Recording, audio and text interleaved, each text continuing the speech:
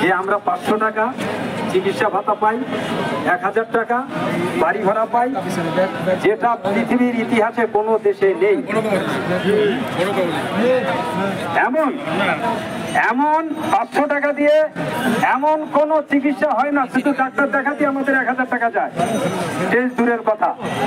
তারপর 1000 টাকা দিয়ে বাড়িতে বসবাস করার কোনো প্রশ্নই আসে না।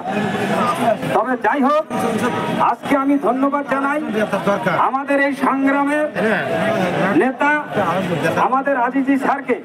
তিনি আমাদের 6 লক্ষ শিক্ষকের এই যে চিকিৎসা ভাতার ব্যথাটা এবং বাড়ি ভাড়ার যে যন্ত্রণা, উৎসব ভাতার যে যন্ত্রণা, এইটা মাথায় রেখে উনি এমন একটি ন্যূনতম দাবি পেশ করেছেন যেটা সরকারের পক্ষে অপারগতার কিছু নেই। এবং ওনার এই উপস্থাপনায় সমস্ত রাজনৈতিক সকল পেশাজীবী মহল আমাদের আন্দোলনকে সহযোগিতা করে যাচ্ছে, সমর্থন করে যাচ্ছে। কিন্তু আপনারা জানেন, যদি আপনারা হাল ছাড়েন তাহলে হেরেই গেলাম আমরা।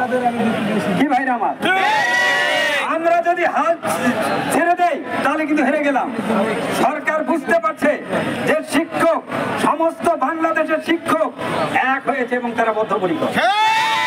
তাই আন্দোলন, তারা জীবন দিতে প্রস্তুত, কিন্তু আন্দোলন থেকে তারা পিছু হটবে না। তাই যদি না হয়, ঝালকাঠির শিক্ষকদের আটকে দেওয়া হচ্ছে, সিলেটের শিক্ষকদের আটকে দেওয়া হচ্ছে।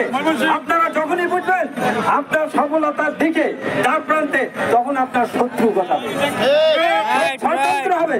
সেই ষড়যন্ত্রকে আমরা বেচাকার করে এই শহীদ মিনারে আমরা জীবন দিয়ে হলেও আমরা আমাদের দাবি আদায় করে নিয়ে ঘরে ফিরবো, এই আশাবাদ ব্যক্ত করে আমি শেষ করছি। আসসালামু আলাইকুম।